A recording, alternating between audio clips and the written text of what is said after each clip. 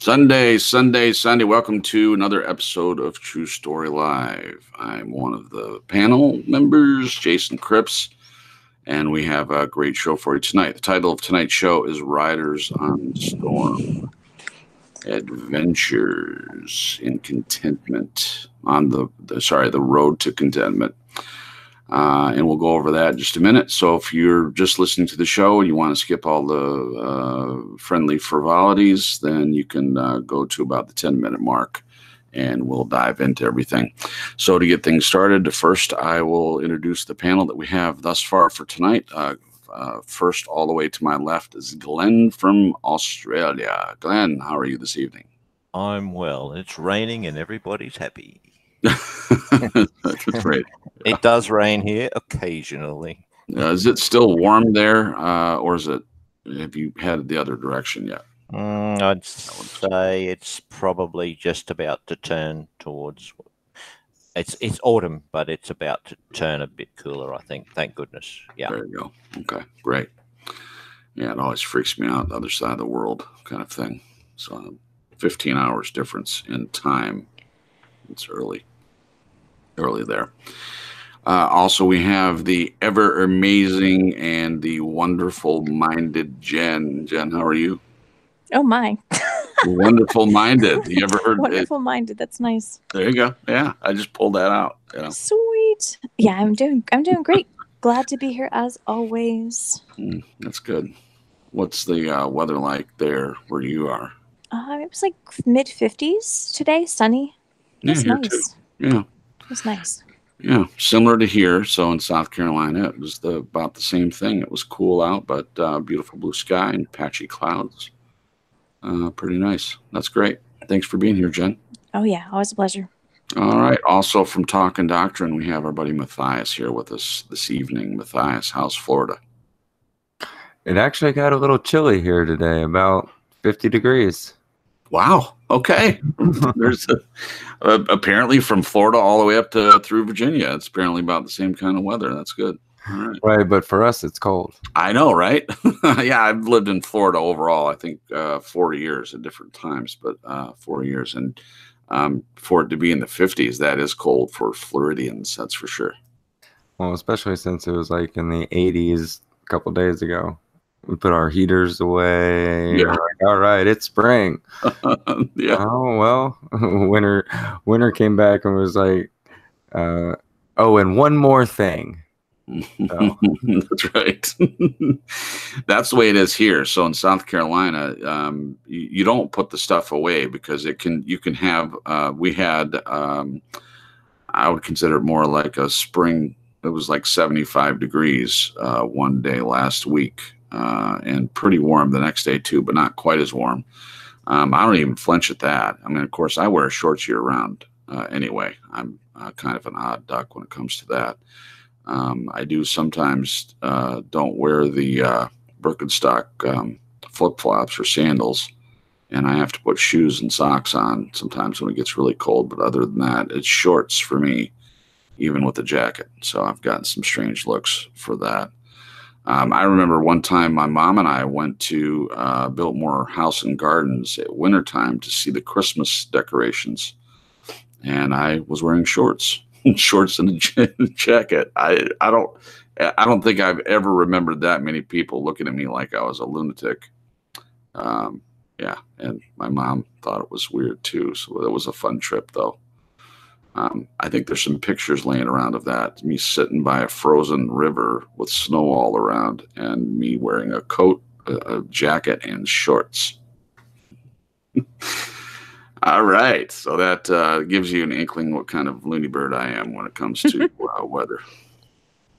All right. So I want to say hello to everyone in the chat room. Guys, good to see you. Thank you for joining us for another episode. Jen, do you want to say hello to who we have in the chat? No. Okay. I'm just kidding. Hey guys. You should never say just kidding. Just go ahead. Yeah, just see if I know you're kidding. I'm sure you'll know. I know. Hey, okay, we've got a lot of awesome people with us tonight. I'm super excited. Celine is here. Jesus Christ is Lord and Master is here. Stacy Ann in Arizona. Sorry, I'm not even letting you say hi. No, that's Let okay. him get through it, then you can say hi. No, just kidding. Yeah, of course. Mike W, Stacy Ann. I think I said that already. Cosmo. Who am I missing? Sandy Sims Woods. Yeah. Yeah. Hello. Glenn. Yeah, of course. Yeah. Hey Celine. guys. Yeah, I said welcome. We're glad you guys are here. Super Thanks for being glad. here. All right. Well, we're just a little bit early for the 10-minute mark, but we can get started. We have a wonderful topic tonight. Very much looking forward to the episode this evening. So tonight's the title, as I said at the beginning, the title is Riders on the Storm Adventure, The Road to Contentment. This is a quote. There's a killer on the road. That's tonight's show, inspired by Jim Morrison and the Doors and their song Riders on the Storm by the same name. The older, musically refined will know the song. Apologies. Young Stars. And we have included the link in the description. Definitely would suggest you give it a listen. So do you feel like a dog without a bone, an actor out on loan? That's discontent. And there's a zillion reasons why one can feel like this. To move forwards toward contentment, we need to look at discontent. So by now, it's easy to understand the discontent picture. Anybody who has been there knows full well what discontent feels like. So what does it take to leap out of discontent and cross the road to contentment? At some point, you got to let go and sit still and allow contentment to come to you. And that's a quote from Elizabeth Gilbert. That makes a lot of sense. In order for contentment to come to you, you have to open the door.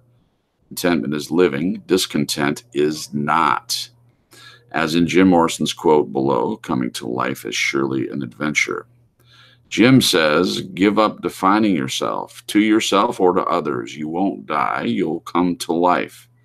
And don't be concerned with how others define you. When they define you, they are limiting themselves so it's their problem. Whenever you interact with people, don't be there primarily as a function or a role, but as a field of conscious presence. You can only lose something that you have, but you cannot lose something that you are. End quote. Jim Morrison of the Doors. Make no mistake, discontent is a killer on the road. It's a collision course that will consume you and leave an empty shell. Inasmuch as contentment is an adventure, it's way more than that. It brings a multitude of rewards, not only to you, but to others too. Imagine a life without antagonism, defensiveness, justification, displeasure, flame throwing, and all those things that knot us up and cause the feeling of despair and emptiness. Contentment is what it is. If you have it, get out there and share it. All right, perfect. All right, so we have some really good questions for tonight to get the conversation going. Steve is not going to be with us tonight. Occasionally he does. He is a truck driver, and when he has a weekend off, he definitely takes advantage to spend time with his family. So he drops out of all broadcasts. So he did not have a broadcast last night, which is his usual night, Saturday, and then won't be with us tonight. But we still have a wonderful panel. Also, before we get started with the questions, I do want to say that if you ever want to be a guest on the panel and come on with us and answer some of these questions, we're looking for people that are willing to be a guest panel member. So even for tonight too, if you have any interest in coming on and answering some of the questions we're going to ask, if we kind of know who you are a little bit and you have an interest in doing that, please say something in the chat and we can try to get you the link and bring you on to answer the questions. So there's that. For future broadcast, if that is something you want, just send me an email at truestorylive.crips@gmail.com and let me know that you do have an interest in being with us, and we'll try to set it up ahead of time rather than asking while we've already started. Okay, perfect. All right, so we're going to start with the questions. Hey. Yep. We forgot to introduce Matthias. I did? Yes. I thought I did at the beginning. Matthias? I said talking Dr. Matthias, didn't I? Did you? No. Yeah. Jen Yeah. just didn't remember me. Oh, okay. what? There you go. But Yeah, thank you you said for it. No, well, you know what? There were other people in the chat that didn't remember you either. Because I asked if we missed Matthias, and they were like, "Miss Matthias, we missed him, Jen." Oh. Maybe I us thought- girls were just off our game tonight. There you go. Okay. Well, for a second, I thought I was At least going I a little thought nuts, of you, though. Matthias. Yeah. I didn't want you to be left out. Oh, geez. Okay, I'm fired. Boy, Bye. is your face red. It is. Jeez. It's okay. No problem. All right. So we're going to get into the questions. And since we did a little mix up, Matthias, you can go first with the first question. So question number one, what are the main reasons some people are discontented in this life? Question one, what are the main reasons some people are discontented in this life? Matthias, if you would like to, you can take the first one. Well, I mean, it's got to be if they're discontent in a worldly manner, that's just life. That's unless you've got a bunch of money. But even if you have a bunch of money, I see people, the more money they have, the more discontent they are. Yeah. But I sort of connect discontentment with the lack of peace. Good point. And so I don't think you can be content in this life without the assurance and peace that the imputed righteousness provides. Okay. Yeah. I just don't think it's possible. I think that there's a God-shaped void in everybody's spirit that they can never be content Yeah. until that's filled. And there's only one way a God-shaped hole could be filled. That's by God.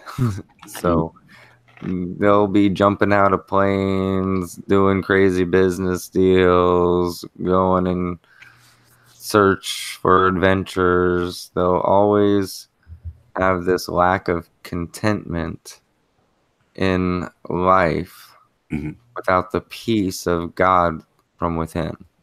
Perfect. I don't think it's possible. Okay. Do you think it's possible, just a follow-up question, do you think it's possible for a believer to have moments of being feeling discontented? Yeah, yes, yeah, of course. That's why it's really got to be talked about on all aspects of how this word can be taken. Sure. But I think that's why, I think that's why God has the 10th commandment. Yeah. I would say one of the things you mentioned before we move on, I would say that was a very good example you used about people with money. One of the things that I've been fascinated by is seeing all the actors and movie stars and musical artists and stuff that have everything that a normal person might think that they want, fame and fortune, and they can go places and get, special discounts on things and a lot of attention, things like that. But then, as you pointed out, Matthias, they don't seem to stay in that contentment with all the things that are provided to them from their lifestyle. I mean, they can get on a plane anywhere and fly anywhere in the country if they wanted to, probably live in a big house and go to all the right parties. But yet there's still substance abuse and suicide, and it doesn't seem like they're able to fill that. So from your example about a God-shaped hole that can't be filled other than with the imputed righteousness, that would certainly fit into that category.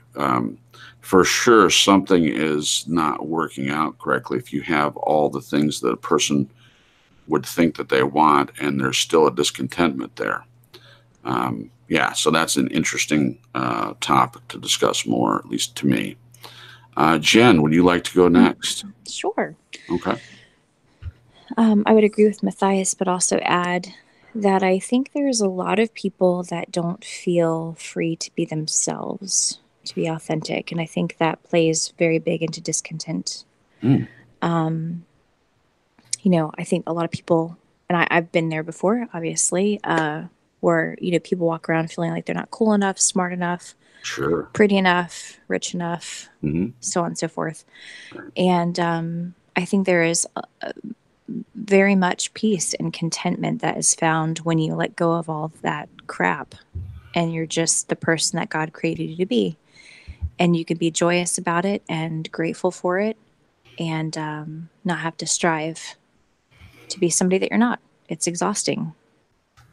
So It's exhausting. yeah. Perfect. Thanks, Jen. You're welcome. I would agree with that. And for my answer, I would say some of the main reasons are what both of you have mentioned. Matthias says God-shaped hole, it's not being filled. And then what you said, I would add, well, being authentic is extremely important. So if you're not connected to that part of yourself, then it could definitely lead to that as well. And I would agree with what Matthias said in the question I asked him about, do Christians feel discontent? And I know they do, because I've experienced it for myself. Moments of discontent. I don't live in discontentment. I don't live in a perpetual state of that. And I find it hard, at least in the West, to do that, because if you were to complain to someone else and say, you know, I'm kind of discontent with my situation, what's the thing that you hear come out of their mouth before you even have a chance to talk about anything else? It's, well, other people have it worse than you do. Look at people in Haiti. Look at people that are starving in Africa or whatever. And it's almost like a knee-jerk reaction. It's like if you're sharing, maybe you're struggling with something, then there's always something else that someone else that has it worse than you. I think the main reasons are also maybe people are always striving for something else just out of reach. They're not able to look at themselves and take into account everything that they are afforded, all the provision they are given. Glenn had mentioned in Messenger before we started the show about having a house over your head. I'm adding to that, you know, a bed to sleep on, food, clothing, and people that love you. That's the big one. And I'm going to ask a question about that later if we have time at the end. But taking consideration that you have people in your life that care about you and that are genuinely concerned about you. And I'm finding that, at least in my own life right now, it's more difficult to find than you think. So I tend to cling to the small group of people that you really can count on. And I think that helps with contentment, to take an inventory of all the things that you do have and considering those in the process if you're having moments of discontentment. And also, for me, it does help to have the righteousness. I don't know how it would be without that. And it's something that I cling to quite a bit. But for me, it doesn't mean that I'm always able to access the peace that I have from that. Ultimately, there's a peace that never leaves because of that. There's a peace that's always there. But I can feel discontented in situations for sure. So that's my answer. Glenn, would you like to make a comment on question 1, sir? Yeah, I think you pretty well covered it. I'll just add, I think one of the things that leads to an inner discontent is when you surrounding yourself with fake people, trying to please them. And they're obviously not genuine, and in trying to please them, you've got to be particularly careful that you don't sacrifice yourself for people who don't give a rat's backside. Yep. That hurts. Well, that gets right to the point of something I'm going through in my life, and I won't go into great detail about it, but that is a lesson I'm learning right now as we speak. And I've done that. I admit that I've done that. I have counted on people that I should be able to count on, and they don't show up when the chips are down, and when I'm in need of something. Yeah, that hurts. It's not a fun lesson to learn, but obviously it's a lesson I needed to learn to be able to move forward and not set myself up for the same situations again. So I appreciate that, Glenn. Thank you. Do you have anything else you wanted to add before we move on? No, I think you covered it. I think the skewed view that the grass is always greener on the other side is a very misplaced view of the world. And if you can't get to the point where you just appreciate everything, no matter how small that you have, I think there's always going to be discontent. Mm-hmm. And yeah. Okay, perfect. Thank you, Glenn. Appreciate it. Great. We got through question 1. Question 2 is, if you are discontented, do you ask God why? If you are discontented, do you ask God why? Matthias, sir. Okay, so as a lost person, yes. As a saved person, yes. All the way around, yes. As a lost person, you ask him why, and you seek the truth. Mm-hmm. As a saved person, you ask him why, and he says, because you're not obeying me. Oh, you think that's the reason? If they're not discontent, it's because of disobedience. If they're not contented, yeah. The 10th commandment. God gave us a lot. He has us in the right place. It's when you align your will with his is when things get done. Agreed. So when you go to him as a believer, now a lost person is totally different. Right. But as a saved person, you go to Father and say, I don't like the way you have things for me. He's like, okay. I've got so many blessings for you. Mm-hmm. I mean, think of Jonah. Jonah would be a good example. That is a good example. Being discontent and like, just obey, just do what he says. Yeah. And he will provide the blessings in which you can't imagine how content you would be. Wow. Even in hardship. Mm-hmm. Yep. Wow. Yep. Amen. Yeah, so to put a finer point on it, I'm glad you brought that up. So for those that don't know the story of Jonah, I'm not going to tell the whole thing, but the bottom line is that he was a very discontented person, and he complained right up to the end. Even after he jumped into the ocean and was swallowed by a whale and was in there for 3 days and spewed back out on the shore. And then he finally did what God told him to do. And after he did it, he went outside the city and sat under a bush, tree, some sort. I don't know what you'd call it. What do you call it? A vine? Was it a vine, Thias? A gourd. A gourd. Sat under a gourd to watch the city get destroyed, but the people repented, and then God didn't destroy the city, and he was mad at God about it. God sorted him out, of course. But yeah, that's a great example of someone that seems to be generally discontented with what God has for them to do. That's a good point. Thanks, Matthias. Appreciate your answer. Jen? I'm just going to drop the mic on Matthias. I don't know if I can answer any better than that. You can flick the mouthpiece and it'll make that Ditto. Sound. Yeah. Ditto. There you go. Yeah, there you go. That's perfect. My mic just hit my face. That's close enough. Flicked it the wrong way. Okay. What was your answer? Oh, ditto. Ditto was your answer. Okay. Yeah. Good. Glenn. Yeah, I didn't quite get Matthias's answer for a lost person, which was obviously myself. I wouldn't ask God because God's irrelevant. But I did see something in chat which I'd like to clarify. Yeah. Cosmo says, answer to question 2, no. Because I know why, I only ask when. Then he follows it up, when do you come, Lord, to make the wrong right question? Can some intellectual please explain that to me, please?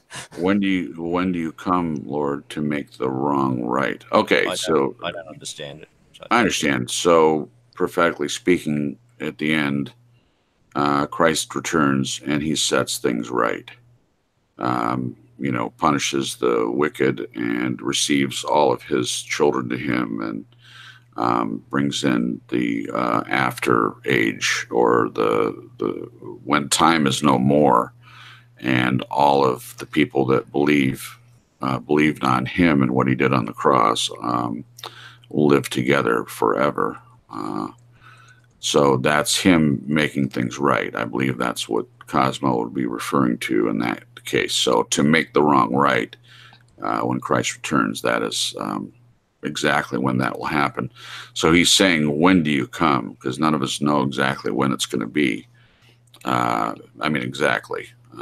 We don't know the day or the hour. So I think that's, does that help? At least understand what he means. I just was in the present tense. The question was really directed not to the future. If you just I understand. He's saying confused. I got confused by the answer. Okay, so he's saying he doesn't ask why now in the present tense. He's looking toward the future of when. Yeah, that makes sense. That's his answer.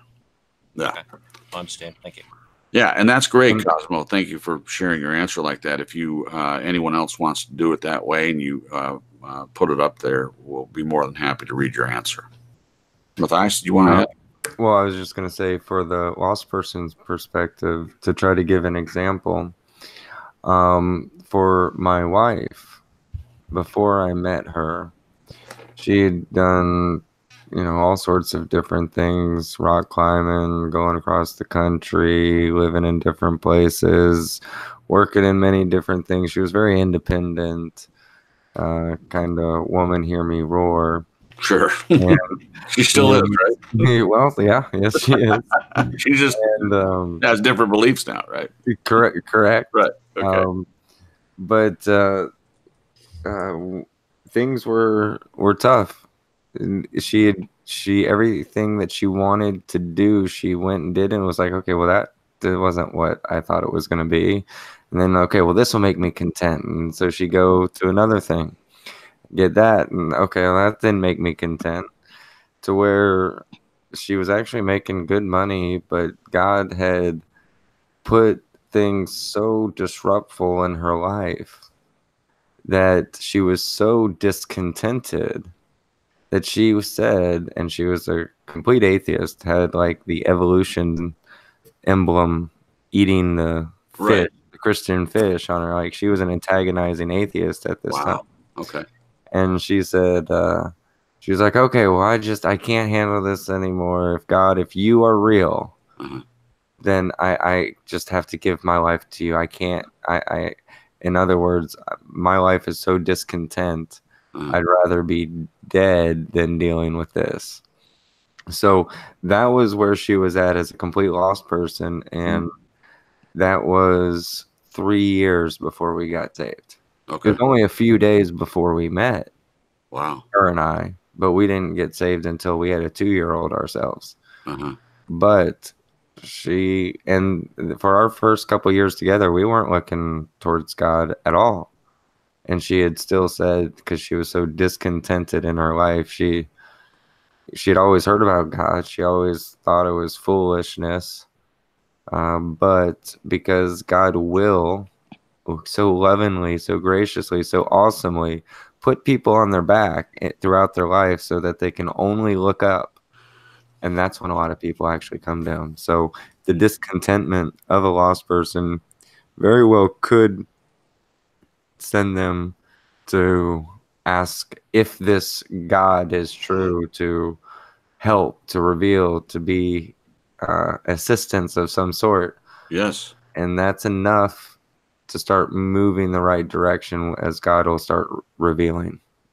Wow. Excellent point. Yes. I've heard a lot of stories, Matthias, that fit into that category, where someone their life brought them to a point of literally being on their back, whether it be an injury of some sort or cancer or some serious thing, sometimes emotionally on their back, maybe not even physically, but just to have something come into their life that brings them or financially. Correct. Yeah, definitely financially. Yeah. So when those things happen, I guess the the choice is obviously for someone that doesn't believe, that the choice of asking God and turning to Him is always there.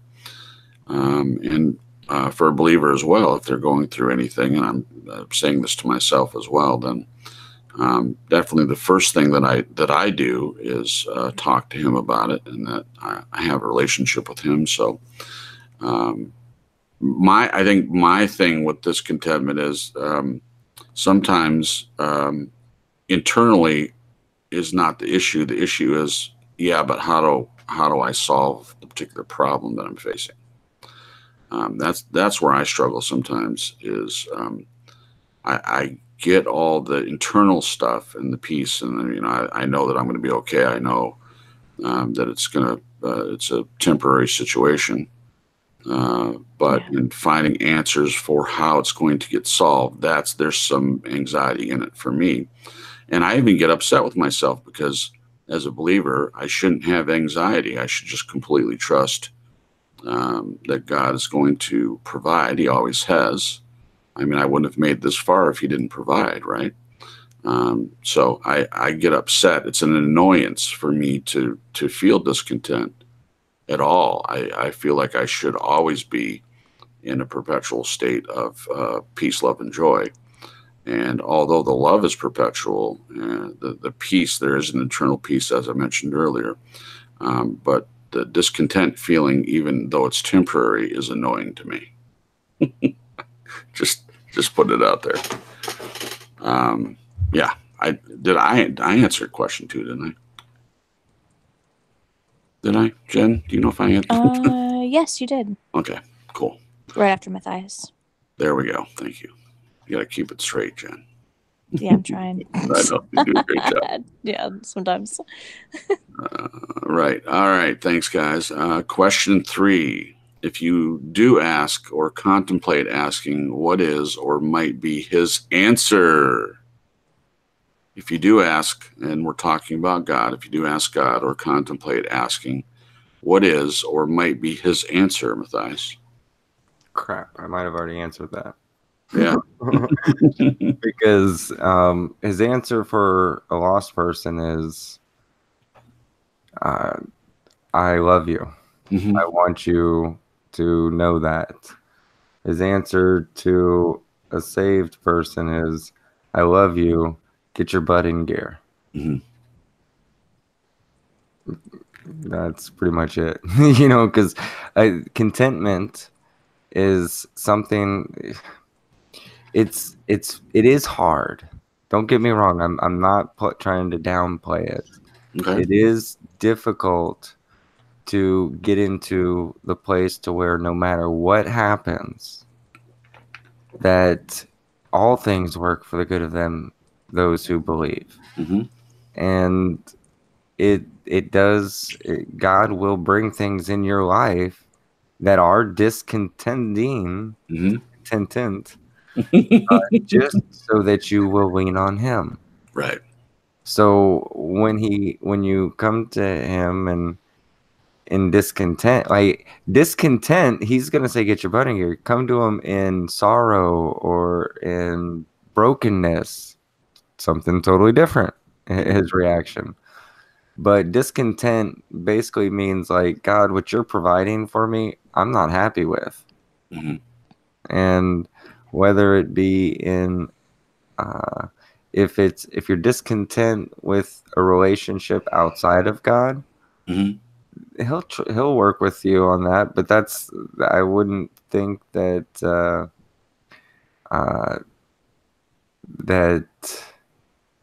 that would be the like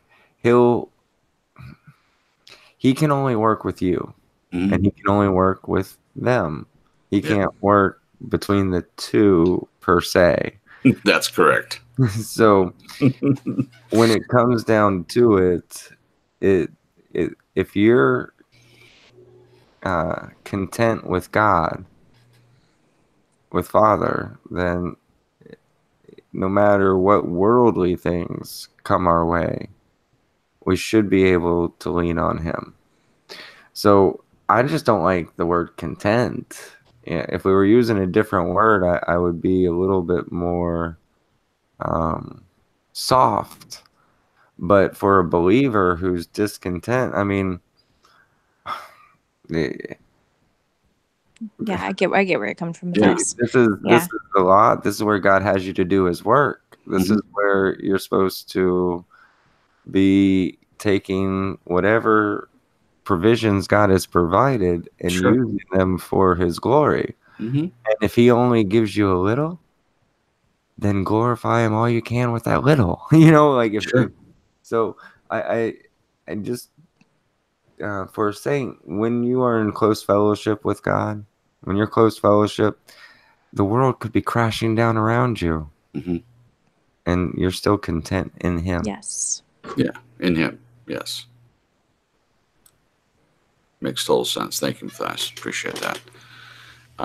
For me, question 3. Oh, go ahead, Jen, first, and then I'll go. Well, Matthias keeps stealing my answers. That happens. Yeah, and you know, when you were trying to walk delicately through that explanation of the word being, if it was a different word, it kind of makes me think of comparatively to the word happiness or happy. Sort of, but I definitely think if we keep our eyes on God, there is a level of content that He gives us because He is our rock. He is our strong foundation. He is never changing. He is, you know, and there's been times in my life that I've been content or tried to find contentment in other things. Yes. But they're just sinking sand. It's just, you know, finances are up and down, relationships are up and down, my emotions and feelings are up and down, you know, and so on and so forth. That's the way life is. So I just feel like, from my personal experience, if I keep my eyes on Him and keep that connection and relationship with Him, there is a level of contentment. And like Matthias just said, the world could be coming crashing down. Yes. And as long as I'm abiding in Him, I'm okay, you know, and better than okay, actually. Not okay is a bad, you know what I mean? It's a bad word to explain your relationship with God, but I'm good.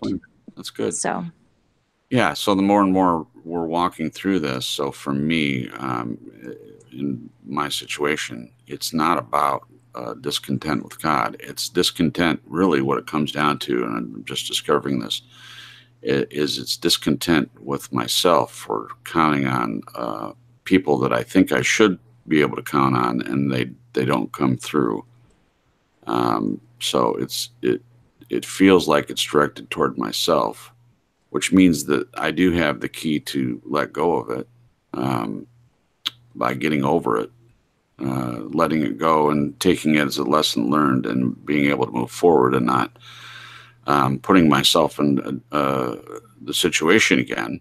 And what that comes down to for me is just relying on God only to begin with. And I've already said that before, but to say it is one thing, to actually do it is another thing, and not put myself talking about me, put myself in a situation where I'm relying on dry wells. To me, if I'm relying on God for my contentment and everything, I mean, I certainly, I mentioned this to Jen before the show, I trust God completely when it comes to taking care of my soul. I know that when I die, there's not one part of me that feels any distrust toward Him in that way. I trust Him completely for taking care of me. He's definitely shown me that many times.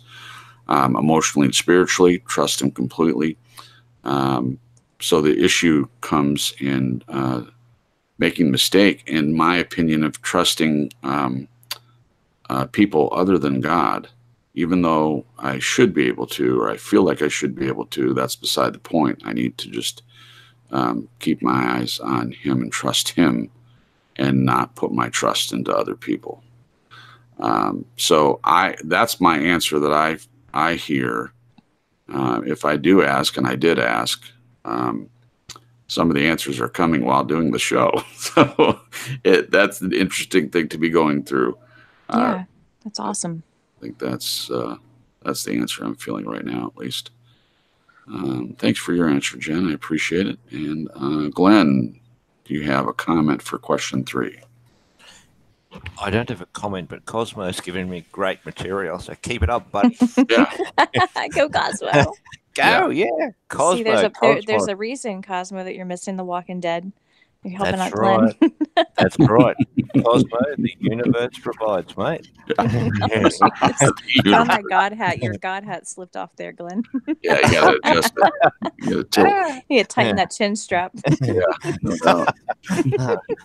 As a Twist that killer on the road. He said, I'm not sure if it's a he or a she, but I think it might be a he. It's a he. Okay. Yeah. His name's Jeff. Oh, hi, Jeff. Yeah. Okay. Because question 4 is coming up, he said, discontent spiritually with God is one matter. Can anyone explain to me how that would, in what form that would take, spiritual discontentment with God?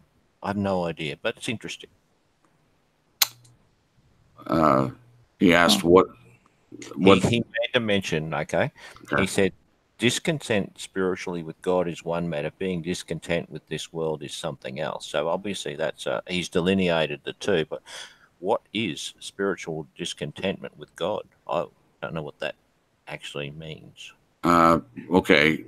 To me, it would be not having a connection to God, not being connected to the divine, not relying on God. Yeah, not being in a relationship. Right, not being in a relationship. Because a person that is in a relationship would have at least some level of contentment, as Matthias referred to earlier. Yeah, so discontent with the world, I understand from his perspective, and I have the same thing. If I'm looking at the world to find contentment, I'm not going to be content while being here. Yeah.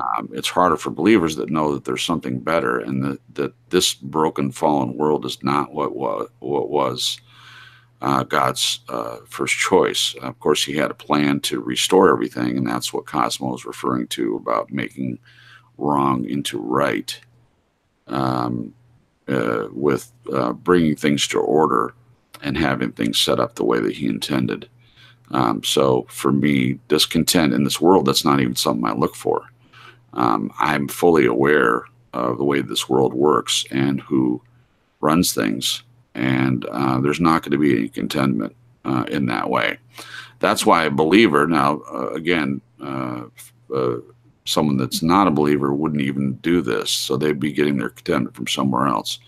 But even if you're not a believer, to get it from the world, I would definitely look at that. And Glenn, I already know that you don't get it from outside. You get it from internally. Even if it's not from God, you're not looking to the world. I mean, you can correct me if I'm wrong, but you're not looking to the world for contentment.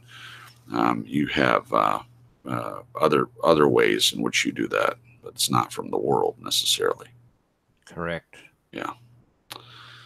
Okay. But still, there's still something that doesn't make sense. How do you know, or how does one know in a general sense, that you're spiritually discontented with your relationship with God? I'm looking for, how does this manifest itself, or is it not something that manifests itself? I'm totally in the dark as to how that plays out. Matthias might have a better idea. I don't know. Yeah, well, he can answer. It's up to him if he wants to try to answer your question in a different way so you can understand it better. I don't know. Right. I was remaining quiet because I don't quite get where Jeff's coming from. I know that he's got a solid point because he's always very thoughtful in his comments and usually very provoking. But I don't know exactly where he's coming from to give you a clear answer. Jeff, if you're willing, we could send you the link. You could pop on and explain it to Glenn yourself. That'd be awesome. Yeah. You're welcome, Jeff, if you want to. Just put it in the chat. If you want to come on, I'd be more than happy to drag you in. No problem. So he says, a faithful Christian has a child. The kid dies tragically. There can be a rift between that person and God. So that would be a person blaming God for something that happens outside of a faithful Christian has a child. The kid dies tragically, there can be a rift between the person and God. Yeah, if the person's blaming God for the lost child rather than oh, no. Jeff says no. That's okay, Jeff. No problem. I don't know if that helps, Glenn. That was Probably, for you. I didn't quite. I still don't understand it, but it's easy to move on. It's no worries. Yeah, because I don't know how to explain it better than I did. It's just if a person doesn't have a relationship with God, they're not connected to Him, and they're not getting their sense of contentment from Him all of the time, then that would be a disconnect or a way to have discontent with Him, a spiritual discontent. Okay. Question 4. Does God have any influence on our worldly discontent? Does God have any influence on our worldly discontent? Matthias.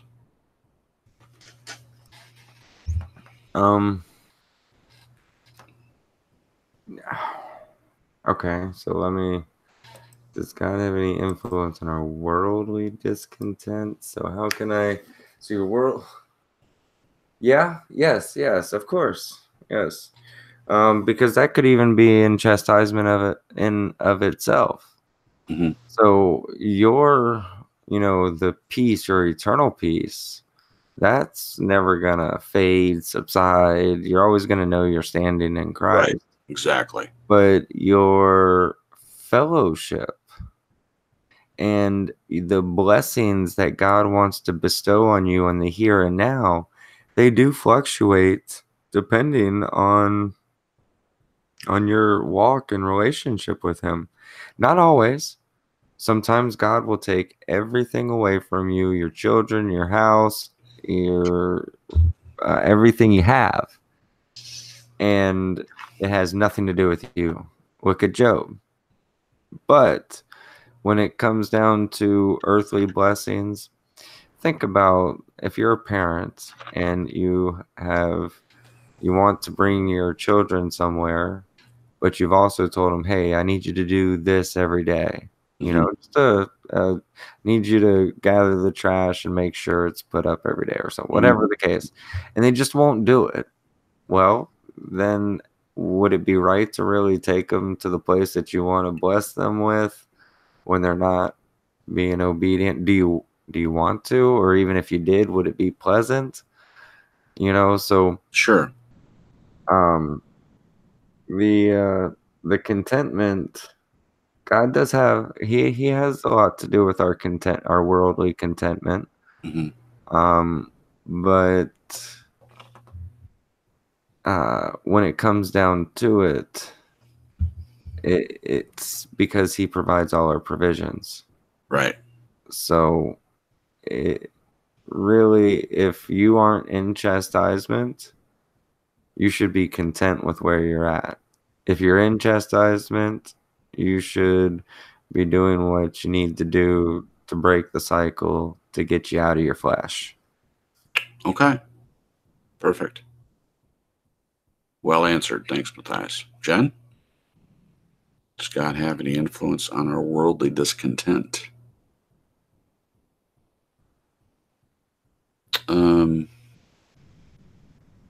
Sorry, I didn't realize I was muted. My bad. Oh. I was talking and you said, I was like, oh crap. Okay, I would say yes. When I think of influence on our worldly discontent, when I abide in Christ and when His Spirit is living in me, it puts a whole other spin on worldly things that I don't have when I'm not abiding in Him and in relationship with Him. So when I'm not connected with Him, I'm focused more. My flesh tends to want to focus on what do I have, what do I don't have, Oh, am I sure. healthy, do I have money, do I not have money, so on and so forth. When my focus is on Him, that stuff just seems to fall away. It just doesn't matter as much. So yeah, I would say definitely yes. Perfect. Okay. I would agree with that too. I don't really have that issue. Growing up, my parents did a pretty good job of not having us count on the world all that much, or not counting on worldly things. Not saying I don't ever feel it. I remember in my when I was like 18 or 19, I had a buddy that had a really nice pickup truck, and I had a pickup truck myself, and it was a 1977 Ford F-150. I don't remember what the other guy's truck. I think it was a Chevy, but it just he had done more things to it, and I had desperately wanted to be able to fix my own truck up a little bit at that time. And I didn't lay in bed awake at night worrying about it or feeling bad that I wasn't able to do it. But it was something that I did focus on. And if I had continued to live like that and feeling discontent with not having worldly things, then it would have definitely set me up for a different situation. I like what you said, Jen, and abiding in Him and not counting on things of the world is definitely a better way to live and a better way to access the peace that He gives us when we rely on Him. So that part for me is, I would also say ditto to your answer. I do agree with both of you. He does have an influence on our worldly discontent, and for us, or for me, it stems from not counting on the world at all for my contentment. That part's pretty easy. In my personal situation, again, it's not a worldly thing. It's counting on people that I should be able to count on, but they don't show up. So again, it's not based as much where it should be on God being the provider, but counting on dry wells. And that's the lesson for me to learn here. Lesson learned, so to speak. So that's good stuff. Glenn, do you have a comment you wanted to make about question 4? Does God have any influence on our worldly discontent? If I was putting that hat on, I would say, yeah, I'd say so. I'd agree with the yes answer, even if it's an indirect influence. I'd say definitely an influence. Yeah. Okay. Thanks. Perfect. No problem. Great. Hello, Renee. Renee is in the chat room, and I want to say a public thank you for Renee. She did a video for me a couple days ago to suggested I set up a Patreon page, and she did a video of what she doesn't normally do. So she really went out of her way to try to help. And I'm very, very grateful. So thank you, Renee. I really appreciate that. So on one hand, the example I'm going through is having people that I should be able to count on that I'm not. But in Renee's case, you have someone that I didn't ever expect to count on in any way, and have her be so gracious and be willing to try to do something to aid me in a very difficult period. So thank you, Renee, and I'm glad you're here. So thank you. All right. So question 5 is asking God to help mend our worldly discontent a reasonable request? Is asking God to help mend our worldly discontent a reasonable request? And Matthias, you may have answered this already, kind of as a byproduct of question 4, but all right. Only if you're willing to do what He says. The reason why you're discontent. Now, if we're talking about exterior, circumstances outside of yourself, then that's different. Yeah. External, right? Mm-hmm. But internal discontent,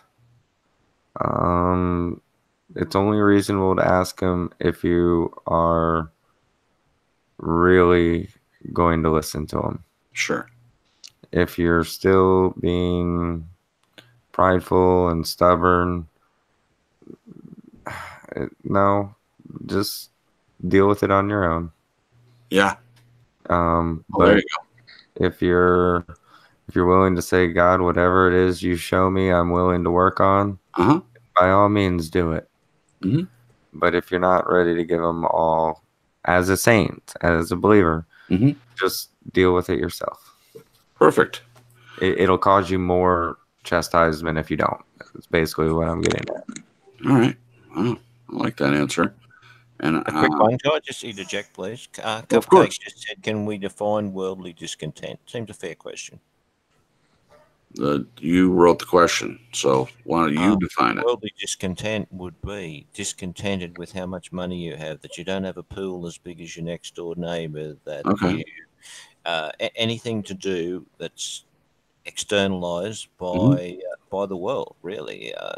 Okay. Yeah, right. Well, then the answer on that is absolute no, because those would be the things that God's providing. Right. Now, you could say, God, if it's in your will, I would like this. And if it is in his will, great. If it's not in his will, it should be just as great.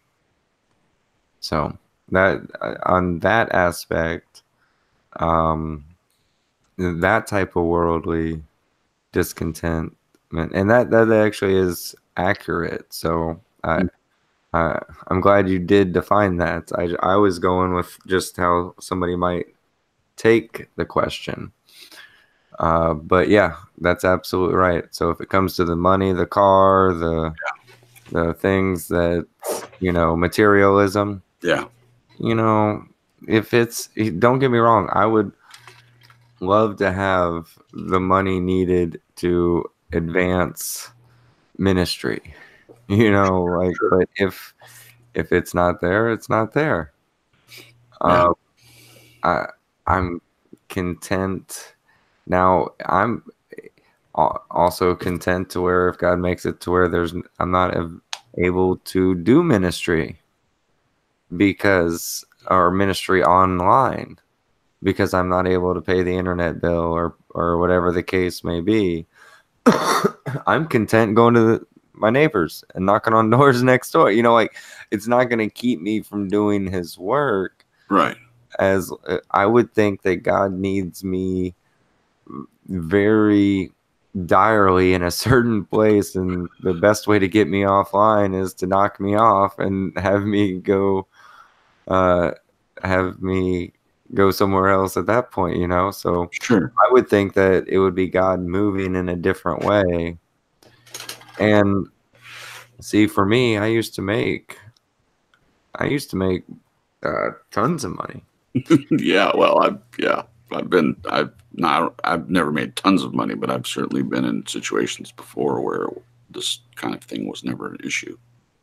Right. Well, when I was lost, I was bartending, making like $600 a night. Yeah. That's good. $700 a night. But and then even after I got saved, I made plenty of money to,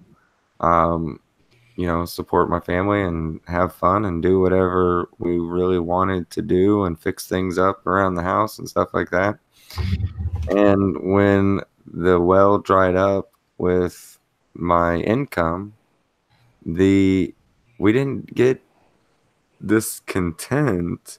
We just, I was thinking, okay, God, I've got to get another job to make sure that we've got the funds for everything, and it's gonna be tough because we had Talking Doctrine going, but it was only a weekly broadcast.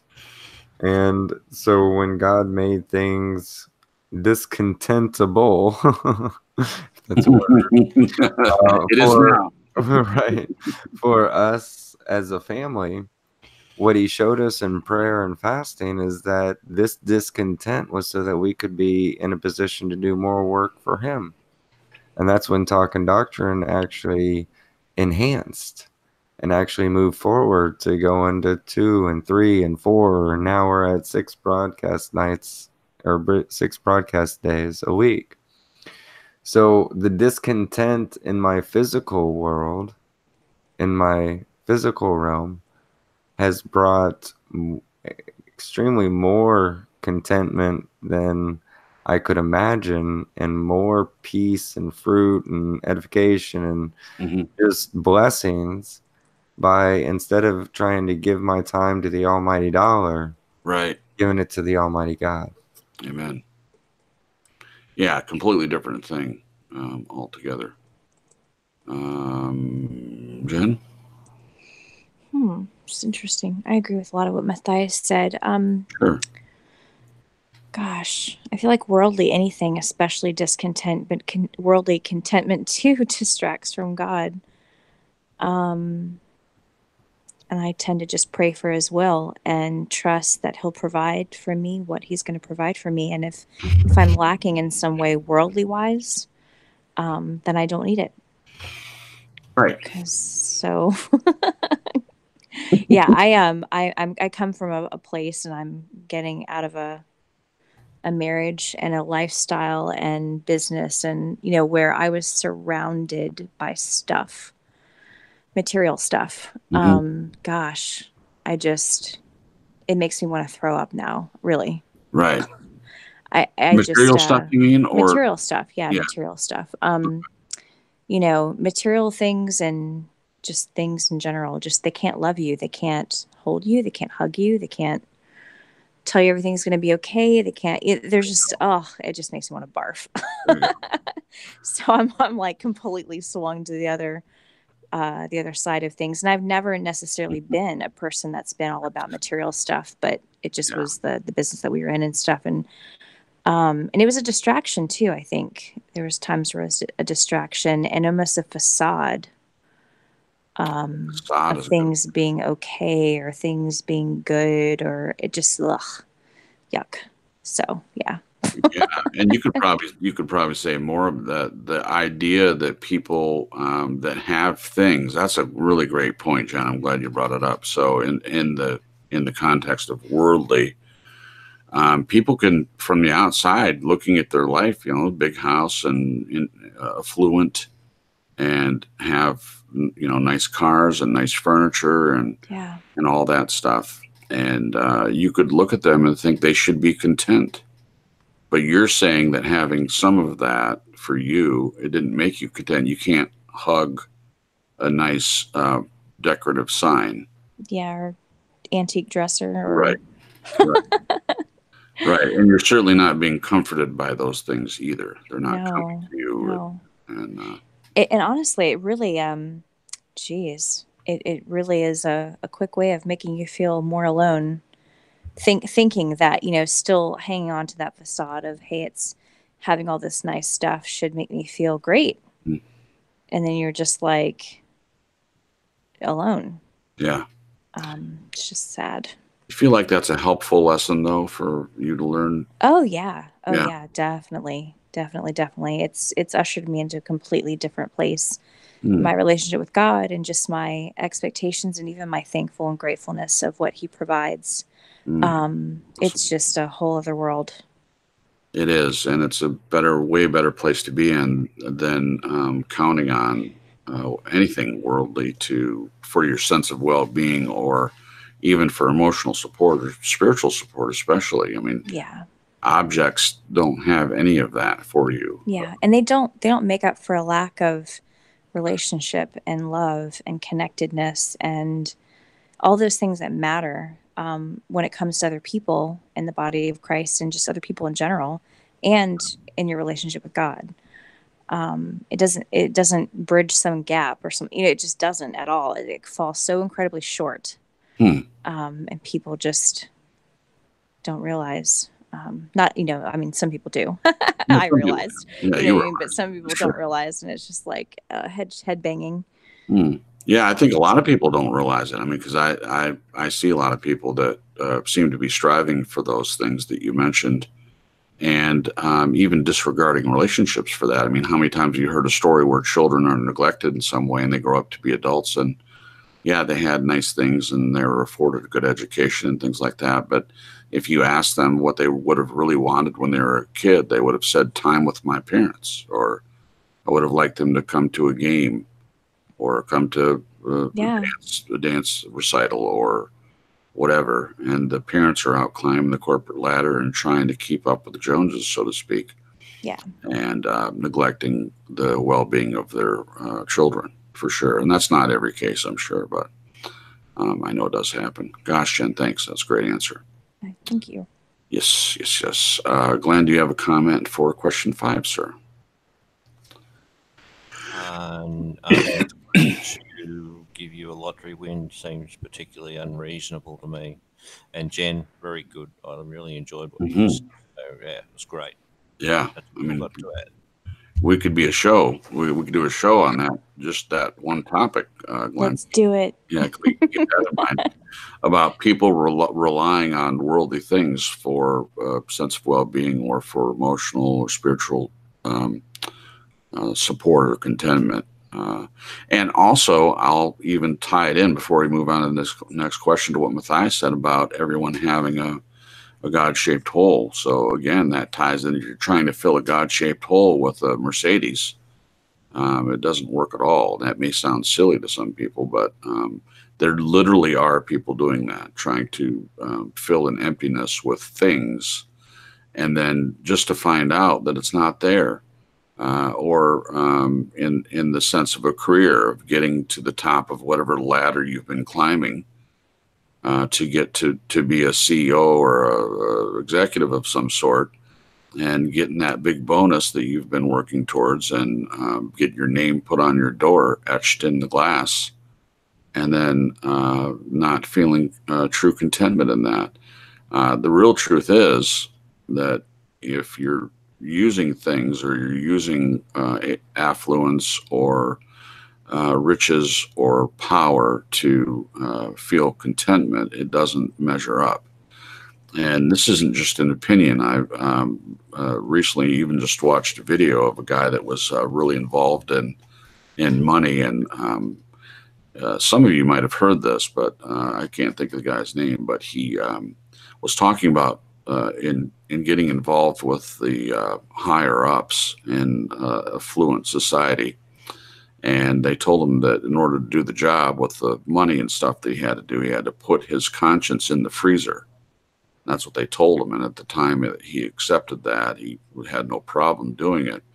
But when he got to see how evil some of the powers are, he got to the point where he couldn't do it anymore, and he had to walk away from it. And the only reason he's still alive, by his own admission, is because he still followed the rules. And he didn't name any names or anything, but he has done interviews on the way that the world really works. Anyway, so I've watched that. It's pretty compelling, and it is compelling. I just watched that today, actually. It was the second time I'd seen it, but it was more meaningful for me today for some reason. That's the way things work sometimes, I think. yeah. Yeah. All right. So doing really good on time. So we've got a few more questions to go through. Question number 6. How might you open the door to contentment? We can spend a little bit of time on this one. Should be a lot of good answers from the panel on this. So how might you open the door to contentment? Matthias, you get to go first as usual. This is a fun one. Well, God. It's just so funny. Always starts out with giggling. There was even a pause. It's like, duh. No, You're too predictable, buddy. You're too predictable.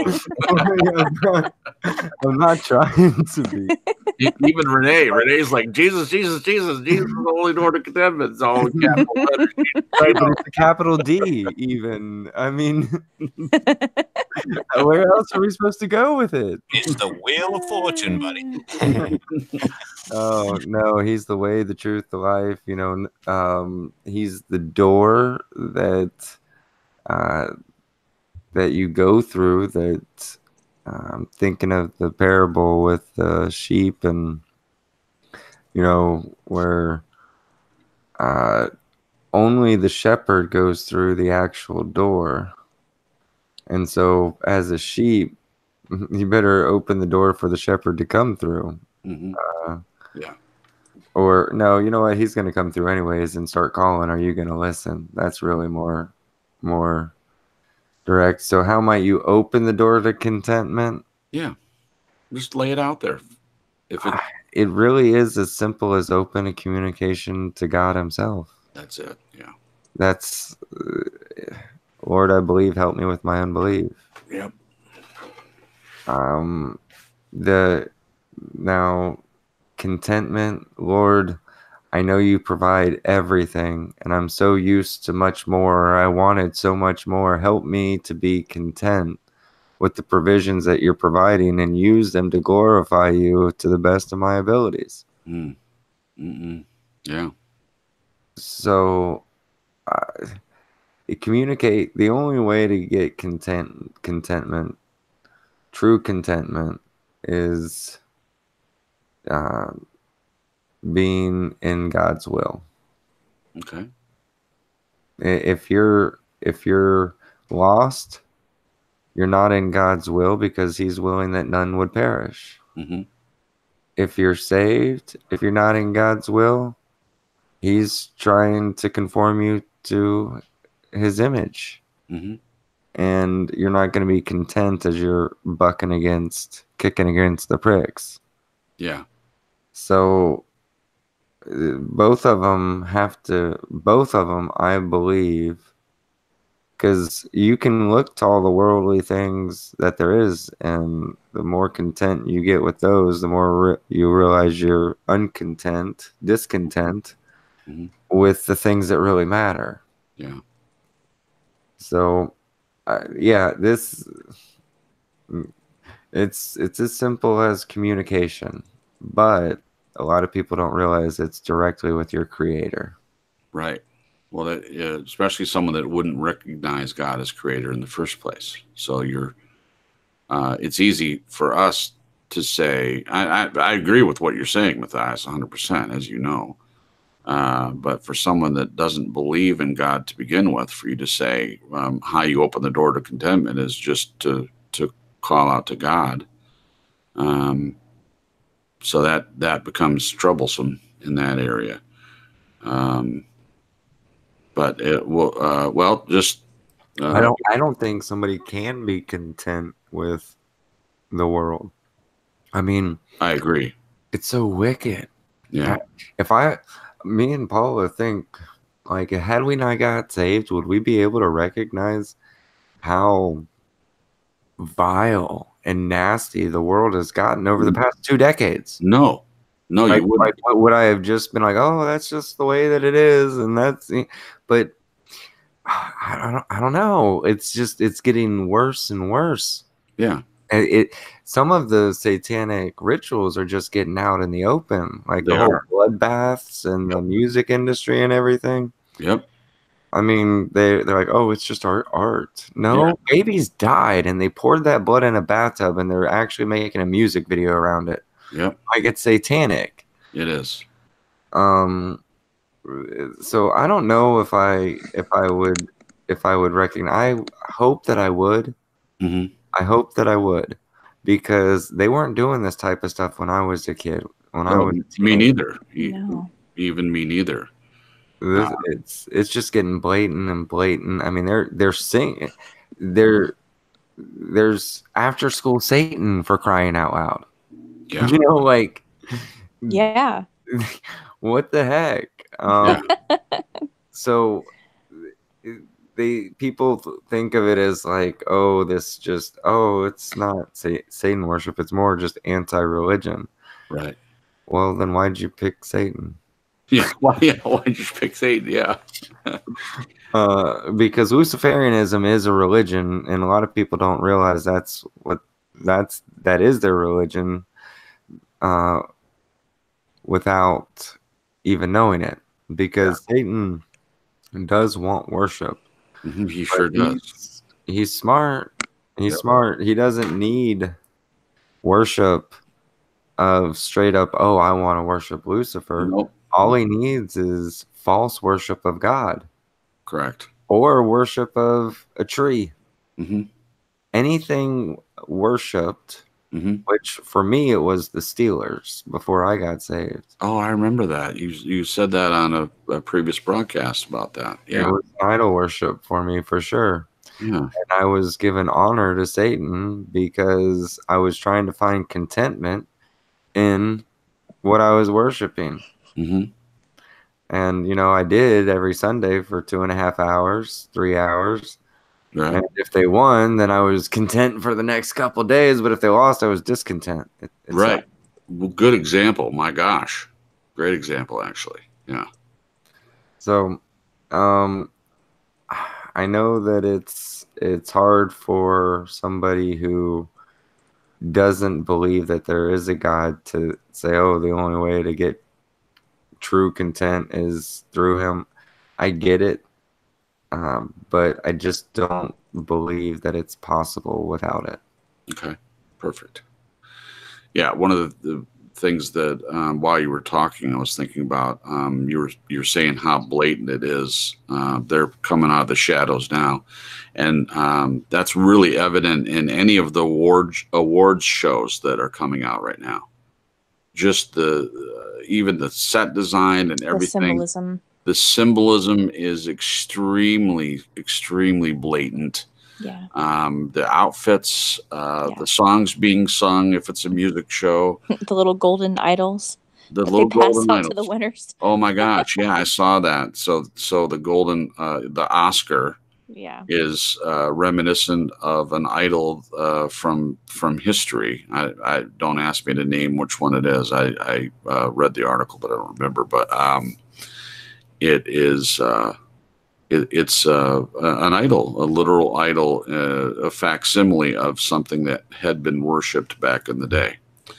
Never knew that, never saw that, and why would I even be looking for that if I wasn't a believer? I wouldn't even be looking at the world and scrutinizing anything that it did to try to put it in some kind of frame that I would notice how evil it is. If you're not looking into those things, your eyes aren't open to it. You're not going to see it. You might notice some of the higher evils that happen. And when it gets to Glenn, he can talk if he wants to. I'm not trying to glamorize it at all in any shape. But the mosque shootings in New Zealand, that's a greater evil that's happening. That's in the news right now. But we're talking about even more subtle things that the average person wouldn't even really consider as evil because they didn't do it overnight. When I was a kid, moral majority was popular and you stayed away from it. You couldn't have the tail end of people sleeping in the same bed on TV. It was sleeping separate beds and everything. So when I was growing up, they just started allowing that on TV to have a quote unquote married couple characters sleeping in the same bed. That was unheard of before I was born. Nowadays it's no holds barred. I mean, it's whatever. So it has gotten much worse. All right. So thanks for your answer, Matthias. There's a lot of subjects there too to be talked about on a future broadcast as well. Jen, would you like to answer that? How might you open the door to contentment, Jen? I would say a ditto. Jesus. Mm-hmm. In relationship with Jesus specifically. Yeah. Okay. I think about, for me personally, when as y'all were talking, I was thinking about how relationships are so important to me and being connected to other people that I care about and even strangers. I mean, getting connected to people, but really and truly at the bedrock of it, the foundation of it, it's the relationship with Jesus. Mm-hmm. Yeah, absolutely. I would also agree with that. Open the door to contentment is by abiding in him and resting in his finished work and knowing that he has everything handled. Also that God is sovereign and that even though the situation that we're in may be difficult in lots of different ways, that he has it all under control. He literally holds everything together with his hands. So for me, the long term isn't the problem. For me, again, going back to my own situation, it's the short term that's the most frustrating. I don't have any problem believing that it's temporary and that it'll be fine. It'll be worked out. It'll be no problem. But in the current circumstances, in the here and now, looking at things coming is the problem for me. But for eternal contentment, no issue there. But we've already solved that problem for this evening already in the questions. But yeah, clinging to Christ, abiding in Him, resting in His finished work are all ways for us to find contentment. What's this talking about me being 94? What is that? That's funny. Okay. Glenn, do you have a comment to make about this question, number 6? For me, it's easy. Realign your head, reconsider what's relevant and important. Then you're on your way. The door will open for you. And a little follow-up. Do believers have the impression that all non-believers are content with the world or something? This seems sort of a theme I'm getting, but I think that's garbage if that's the case. For me, I'm just content with my little microcosm and what I have, and I don't need anything else, and yeah, it's all good. So, yeah. Thanks. I don't know what all believers think about that.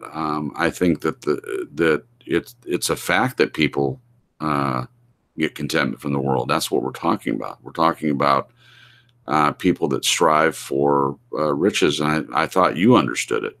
I do, but I'm just suggesting that believers have got the misapprehension that all non-believers base their contentment on worldly things. And you're saying all. That's different. That's a different situation. What I said. Okay, all. People need to understand that there's other ways other than God that people who don't believe can feel contentment. That's what I'm saying. Okay, so you're saying that you are happy in you're content in your own microcosm, your own little world. But yeah. What do you draw the contentment from? That's a fair question. I draw the contentment from the people that I associate with and those relationships. I don't draw any contentment from just having a car that's a sports car. Oh, sure, absolutely not. And I even also mentioned on your behalf earlier that you didn't get any contentment. Yeah, non-believers can be spiritual too. Mm-hmm. And that can form the basis of a very important part of their lives. And I put my hand up to that. Sure. If that's in that situation, I can totally understand the relevance of God to believers because in many respects, I'm not dissimilar, except I do it a different way. That's what I'm saying. Mm-hmm. Okay. Sure. Yeah, I don't include you with the rest of the lot for sure. And so if there's one non-believer that doesn't act the same way as everybody else, then it stands to reason that there has to be another one. So some of them are generalities, but there's certainly enough evidence to show that there are many, many people, believers or non-believers, that do rely on the world for their contentment. That's the point. Correct. I agree with that. Okay. All right. Perfect. Guys, these are great answers. I'm really enjoying this topic. Number 7, is there a voice in our head that says contentment is not reality, it's an illusion? Another good one. Question 7, is there a voice in our head that says contentment is not reality, it's an illusion? Where'd Matthias go? Yeah, I was saying we lost him. I'm not sure what happened. He dropped out a few minutes ago.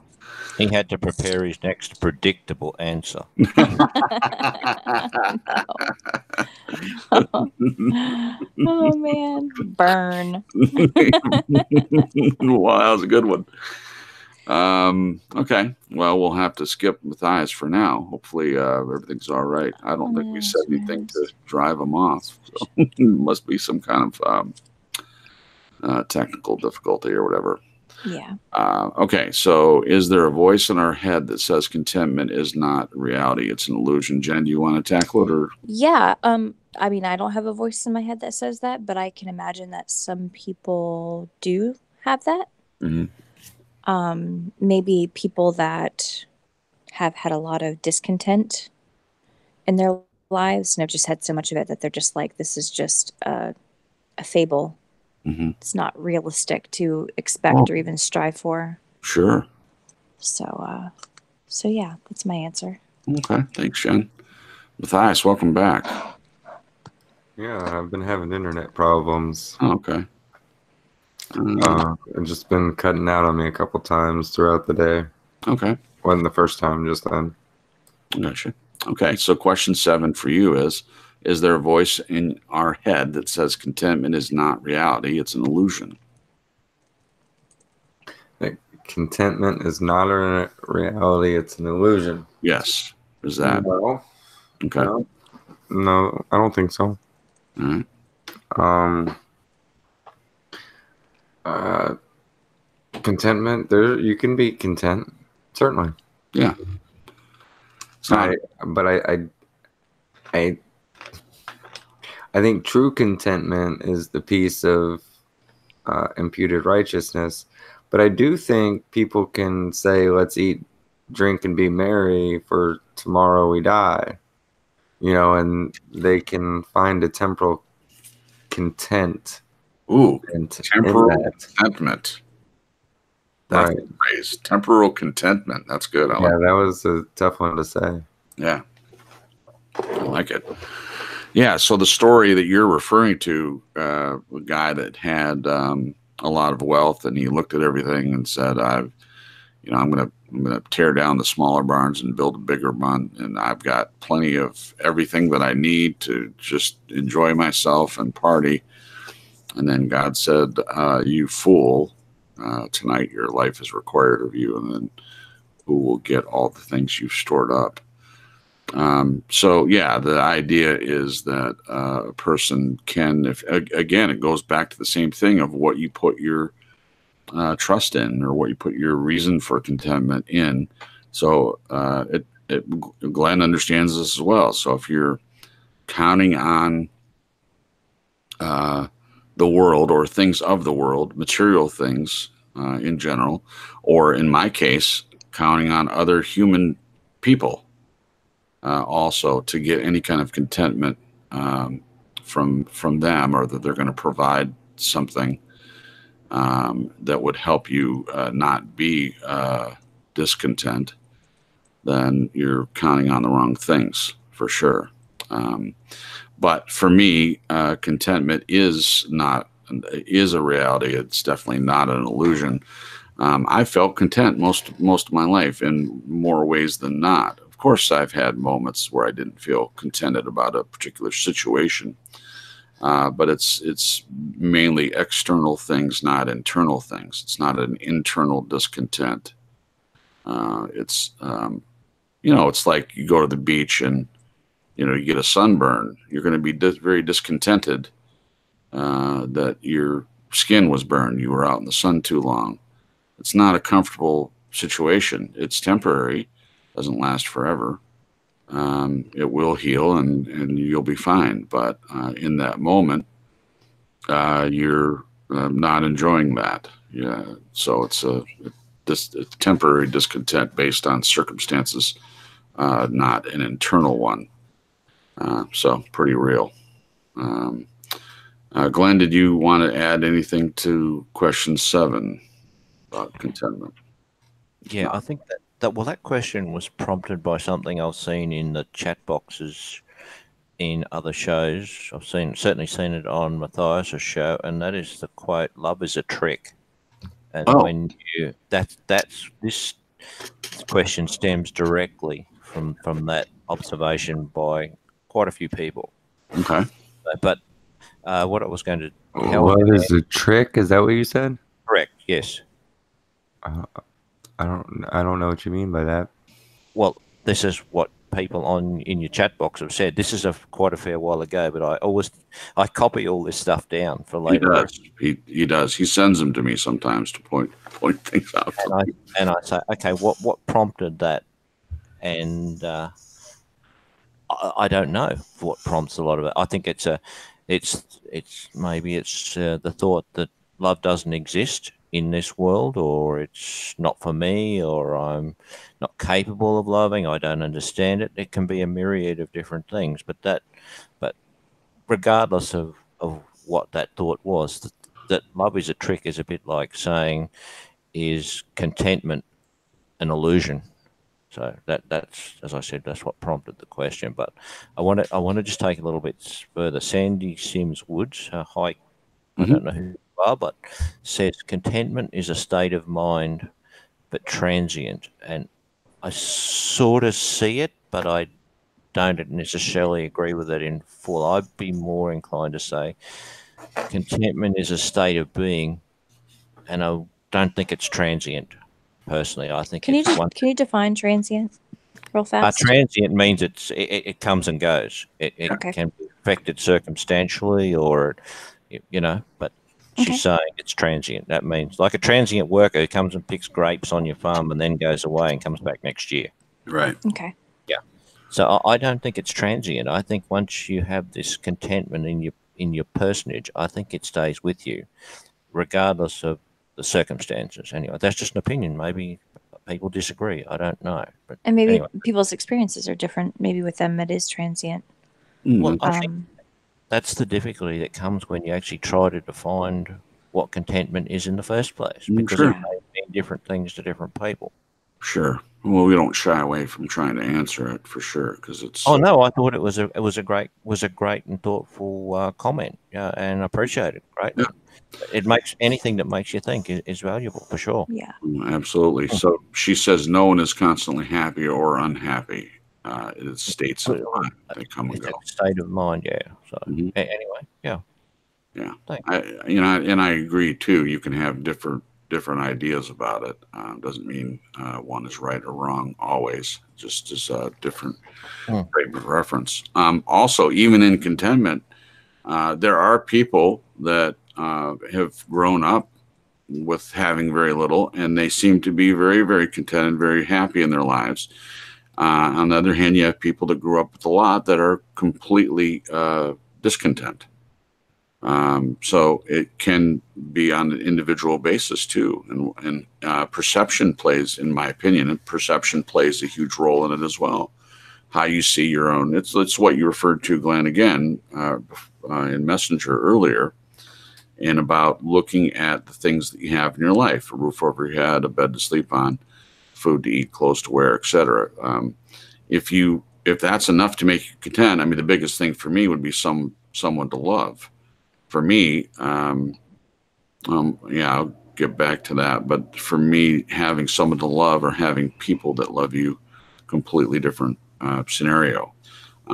That for me goes up in the win column, as opposed to having all the other things. If I had the choice of having millions of dollars, but I'm alone and have no love in my life, or being penniless but having love, I'm going to choose love every time. And to me, love is not what was the phrase? Love is a trick. I don't think love is a trick at all. Love is the basis on which we're here in the first place, and it's the reason why God sent His Son into the world to make things right and to reconnect us to Him. It's all based on love. So if love is an illusion or love is a trick, then I don't know what anyone would be here for at all. Yeah. Good point. Yeah. Great point. Well, thank you. Thank you. All right. One more question left. What are the barriers that might prevent a discontent from taking steps to move from that place? What are the barriers that might prevent a discontent from taking steps to move from that place? So to put it in an easier format, maybe, what are the barriers that might prevent a discontent? What obstacles would keep a person from coming out of discontent into contentment, maybe? Is that what you mean? That's perfectly stated. Thanks. Okay, sure. Matthias is gone again. he's seriously. Oh, go ahead, Jen.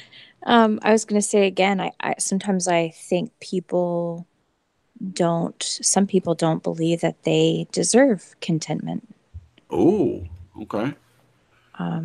Yeah, I think that's a big one, honestly. Oh, I agree. So let's ferret that out a little bit. So if a person grows up feeling they don't deserve contentment, then they're going to be in a constant state of discontentment because they don't feel like they deserve it anyway. So if anything, any external things happen, or internal for that matter, happen to the person, they're just going to think it's more of the same. Yeah. And just accept it, I guess.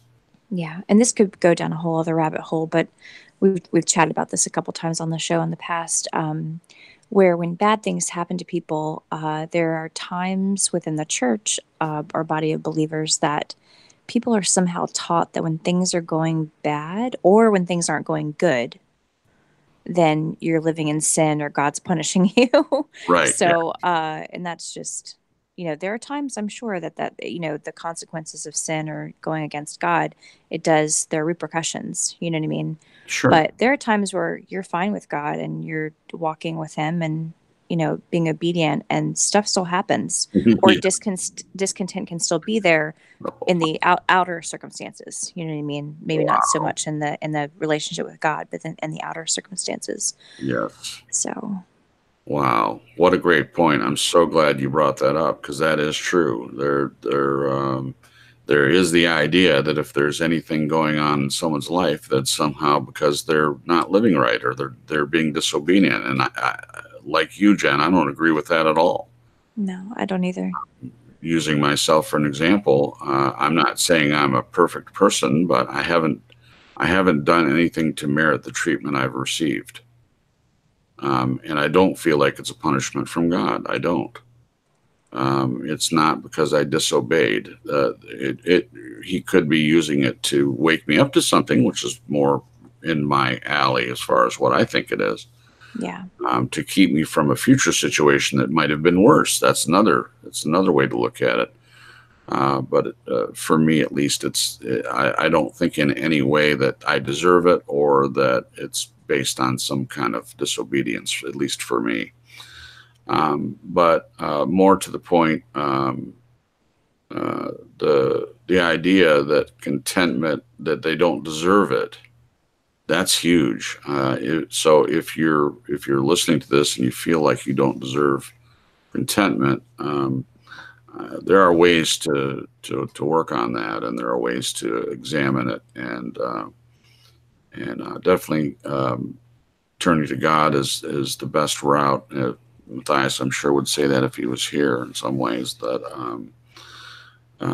I think your answer is great, Jen, and I think it's very accurate. That so if a person doesn't feel like they deserve it, that is a huge barrier. I'm trying to think of anything that would be that I could add to that as far as a barrier is concerned. Not deserving it is a huge one. Yeah. I'll add another one. Sure. A barrier could be that people are looking to the world for contentment. Yeah. That could be another one. Yeah. I've got my Matthias hat on. Yeah. Yeah, well, you did good, Jen. Thank you for chin strap and all. Chin strap. Got Matthias hat on. Matthias is back. Perfect. I hope for however long. However long. Well, we'll go ahead and ask you quick. So the last question for tonight is, what are the barriers that might prevent a discontent from taking steps to move from that place? So in other words, what would keep a person from moving out of discontent into a more contented state? Well, eternally, it would be pride. Oh, okay. Temporal would be for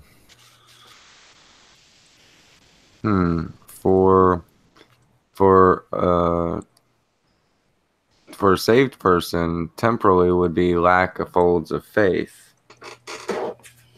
And for a lost person, they're just not doing what they want to do. Mm-hmm. So they need to figure out what they want to do and go do it. Yeah. Or find out who they want to spend time with and go spend it. Okay. You know, like I like that answer. If that's where your temporal contentment lies, then by all means go do it. Except I think that, like, for me, my temporal contentment, to be content before I was saved, was going to Steeler games if I could afford getting there. Mm-hmm. You know, that helped keep me content. So it helped keep my mind off of the things that really mattered when it came to my eternal standing and things like that. And I would be able to push off the fear or the contemplation. I wouldn't even say fear, Right. but just wondering, you know, am I right about what happens after life? Well, who cares? Let's have fun. Right. So, you know, Yeah. the more, see, but here's the thing: the more you try to find contentment in this world, God loves that person and wants him, is not willing. It might be a little harsher of a wake-up call from him to try to get, you know, to give you as many chances as possible. Mm-hmm. So sometimes getting lost in contentment might cause discontent. But hopefully it would be used to bring the person to God. Mm-hmm. So, you know, I don't know. For a lost person, really, whatever or whoever makes you happy. It doesn't sound right, but I hear that song in my head now. Makes you happy. Yeah. right. But you know, for a saved person, get in the Word. The more you get connected to your Father, to the source, the more content you are with all that He has, all that He provides, Mm-hmm. and all that He promises. Yeah. Was that a difficult process for you to change when you got saved then? And formally, you're saying that the Steelers, that's a good example. So you were a Steelers fan. Was it overnight for you? Like one night you're a Steelers fan, the next night you're like, don't draw any contentment from watching the games anymore? Or was that something that you eased out of over time? I don't think it wasn't during football season Oh, okay. that I got saved. Mm-hmm. But when it was football season when I was seeking. Okay. And I did notice that I cared a lot more about the things of the Word of God than I did about Scripture. And it was just because I was starting to understand truth. Now, when the next season came around and I was saved, I didn't even think about football. It for the first season, I didn't think about it. And second season was when, after I got saved, was when I realized how much of an idol it was before, and I almost started hating it. And then about the fourth year I was saved, I was like, okay, no, that's it. That's what everybody goes through. Everybody looks for contentment somewhere in the world, and I just found mine in the Steelers. There's no reason to hate it. It was a tool that Satan used, give him bread and circus, and I fell for it. Like a whole bunch of other things I fell for, hook, line, and sinker. Sure. And so... Well, you're not the only one. Right? You're not the only one. Well, right, but for me, I say me especially, because Right. there's so many things that I was deceived by. Sure. But it wasn't anything I tried to do, Jason. Right. I didn't. It wasn't a hard process. It wasn't a fast. I mean, I guess it was fast. I didn't even notice it. I just didn't even care to watch it. Right. And then when I realized the camaraderie, like as I grew in the Lord and realized the love, brethren, love one for another that we have, and that's what is evidence of our being children of God. Yeah. to the lost world at least. Mm-hmm. But that camaraderie, I realized what the Bible was saying that we have as brethren. I saw the world trying to mimic it. If you drove a Jeep, you drive a Jeep, everyone who else drives a Jeep is going to wave to you. Same with a motorcycle. That's true, actually. And with the football teams, I don't care where you're at. If you have the colors on, somebody will come up and be like, "Hey, go Steelers! How was that game? I mean, Roethlisberger had a good through, 300 yards. That was awesome." Yeah. And you don't even know the person's name. You don't even ask the person's name. Right. You don't even care. You don't care. You just have this camaraderie, this love, this respect, and I realized that that's what true, like, Satan's got this fake stuff out there wrapped around materialism that mimics, or in a sense, because it's mocking what true Christendom is. Yes. So it wasn't a long process. I didn't even really notice it until after the fact, and just things God showed me. So now I can watch a game. Sure. But I just don't have time. I don't have time. Like, I don't even think I watched the Super Bowl. I think I watched a little bit of the Super Bowl. Yeah, I didn't watch a minute of it. All I did do was go on YouTube and watch some of the commercials to see. No, that's what I did. What I did was the next day I watched you can watch a football game in like 15, 20 minutes when they take out all the things in the middle. It's just gameplay. And they put it all together. They clip it all together. Yep. You really can, like, that's how I watch football games now. Yeah. I don't ever watch them live. I don't ever take the whole time to sit in between the 25-second clock or 40-second clock. I don't even remember. Right. So I don't do any of that. Yeah. I do enjoy watching and now, don't get me wrong, you got a football, let's go play. Yeah. But watching it now, no. Sure. Yeah. Not unless I've got an extra 20 minutes where I'm completely bored and have nothing else to do. Yeah. So there's an interesting conversation going on in the chat related to this, and so I just wanted to bring it up a little bit. I don't think Matthias is saying that there's anything wrong with watching a game or enjoying a game. That's kind of what they're discussing. Let me just speak for myself. Then, Well, let me say that no, I don't think that there's anything wrong with enjoying a game. I'm saying that I don't have time because I get my enjoyment out of service for the Lord. Right. You're saying that you don't get contentment out of that. That the whole point was in saying you used to get contentment from that. Now you're saying you don't get contentment from that. Correct. Right. It's not an attack on watching games or anything like that. So, and for me, certainly, I was also a football fan. I didn't get my contentment from that, but I certainly enjoyed it. And for me, it wasn't that I enjoyed football while already being saved. But when I woke up,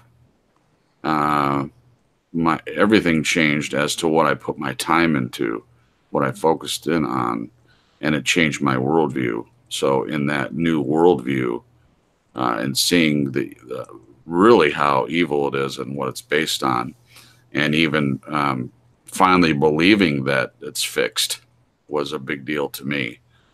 Back in the day before being awake, and someone said, "Oh, these games are fixed. What's the point?" I didn't believe that they were fixed. I was like, how would you get all those people to agree to fix games every time? How would you do that?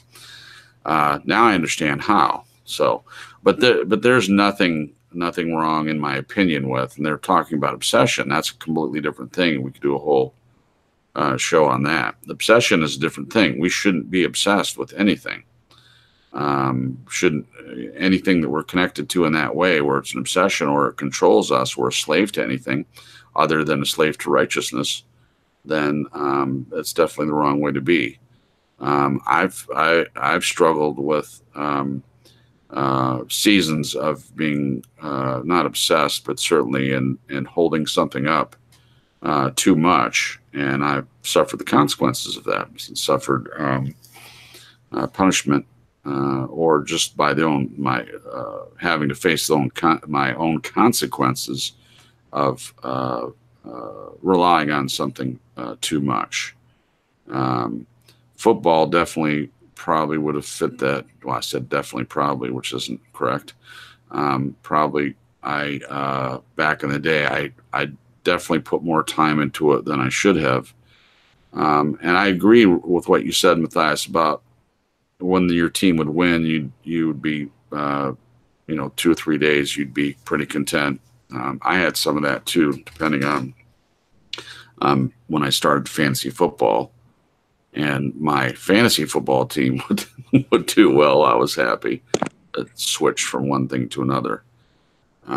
So the bottom line is contentment in general.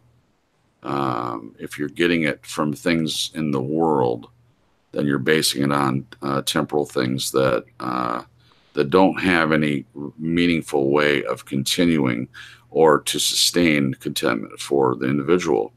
If you're basing it on God, then that's a completely different scenario. And then, Glenn, you still have to make a comment to question 8. So we'll do that, and then we'll kind of tie things up, and we'll call it an evening. Question 8. Glenn, if you have a comment. Easy answer. The only barrier that I see is yourself. Straight down the line.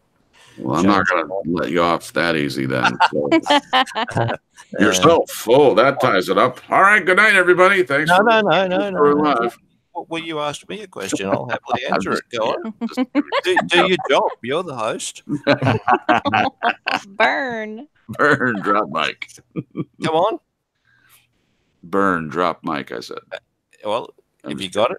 What? Go ahead. That your best shot? Come on. No. Just go ahead and answer the. Well, I did answer the question. The only barrier is yourself. That's it. Well, I'm asking you to expand on that a little bit. That's not a proper answer. Just saying self, it ties up everything as if that answers it. It doesn't answer it.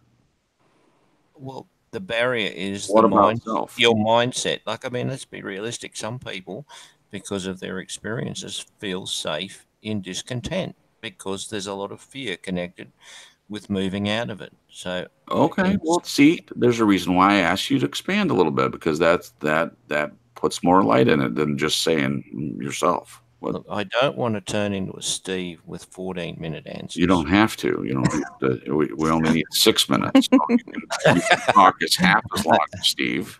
Okay.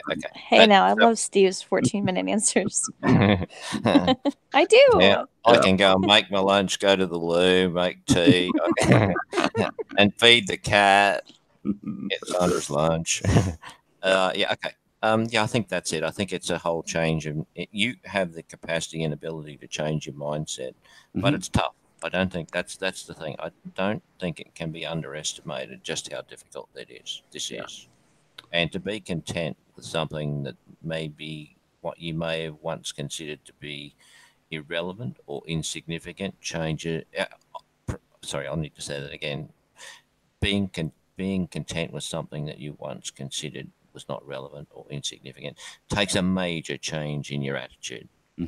That's because if you're, as some people on the chat said, obsessed or even addicted to certain things out in the world, that's a very difficult habit to break. Sure.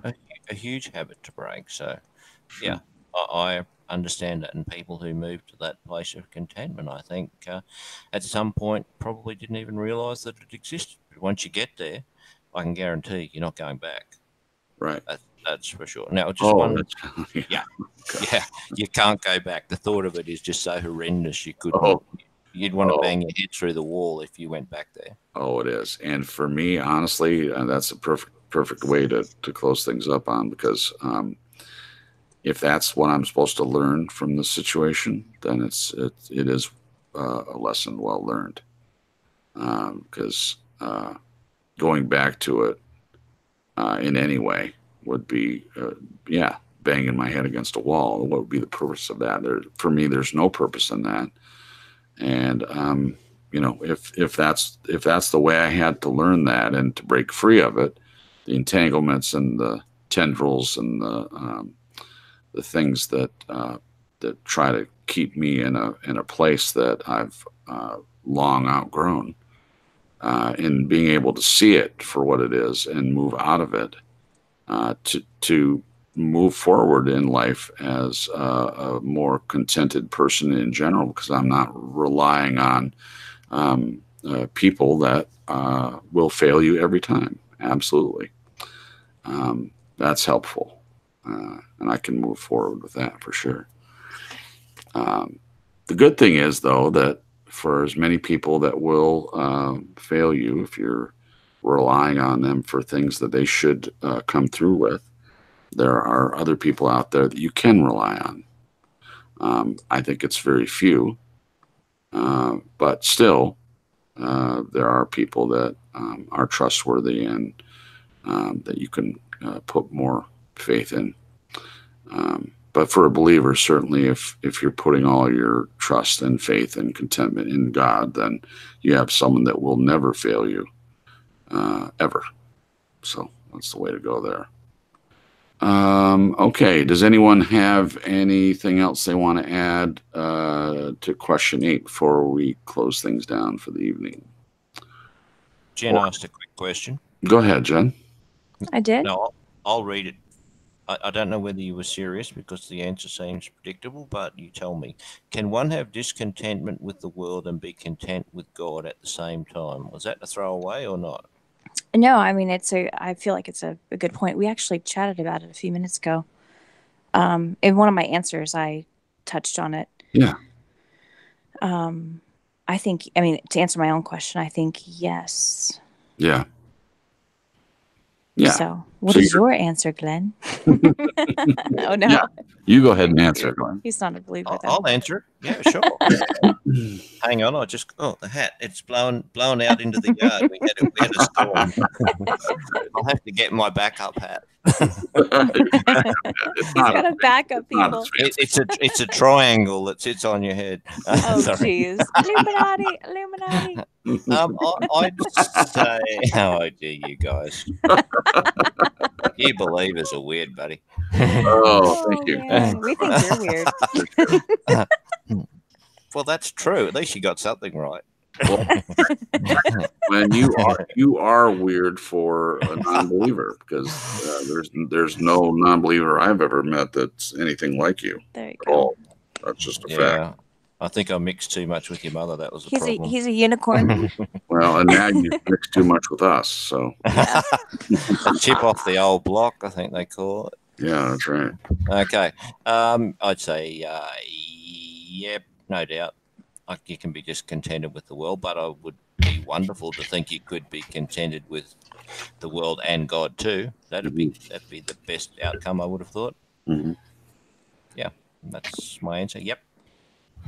So you can do it. You can do that, but I don't say it's not difficult or not as good as it could be, but I think it's probably the case with a lot of people out there. All right. Well, perfect. That's it. That's got all our questions answered. And I love this subject. I think it brought out a lot of things, and just a great panel. And also some lively conversation in the chat. So you guys in the chat, thank you again for being here and listening to the show. And I hope that some of it was beneficial in some way, or at least entertaining. So we've got more subjects coming up. We've really covered some good things over the past, was this the 22nd show? Something like that. And we're just picking up speed. So we're going to have some subject coming up and get deeper into things. And I'm definitely thankful for everyone that continues to come back. And we look forward to seeing you again next week. Mark says, hit the like, please. I don't know if that was hit the like. Yes, if you are listening to the show for the first time, like and subscribe, and also hit the bell if you want notifications of when we're going to be on the air. Yeah, thanks, Mark, for sure. And we come on every night at Sunday at 9 p.m. Eastern Standard Time. And definitely this week, listen to Talking Doctrine. Most of you know Matthias from his channel. Also, Renee Rowland is in the chat. Please The go house. check out her. Yeah, totally. Check out her channel. She has lovely videos that are all pointed toward Christ and talking about the salvation that we have in Him. And really, really a great person. I've appreciated her comments and support, and awesome stuff. Anything else anyone wants to add before we say goodnight? If anybody has any prayer requests, there's a few people that I've added. Joe Canada and somebody else. But if anybody needs prayer, you can be specific about your prayer request, or just let us know that you need prayer and that you just don't want to share exactly. It might be personal, but please let us know. I've got a list. We definitely lift you guys up in prayer for sure. Perfect. Thank you. If you have any ideas for topics for the show, or if you want to be on the panel, or just any constructive criticism, the email address to send it to, again, is truestorylive.crips@gmail.com. I do read all the emails and will respond if you leave me a note. All right, that's it for tonight, guys. Thank you so much for being a part of it. We appreciate everyone here. Stacey Ann, I see your prayer request. We'll definitely add that to it. Yes, thank you, Stacey Ann. Yeah, absolutely. We will definitely put that on the list. Yeah, and prayer requests too. So if you didn't ask for a prayer request in here, you can definitely send it to that email. Thank you, Jen, for putting that in the chat. So you can send an email, and we will definitely pray about it. Okay? Perfect. All right, guys. Thank you again, and we will see you again next week on True Story Live. For now, God bless and take care. Good night.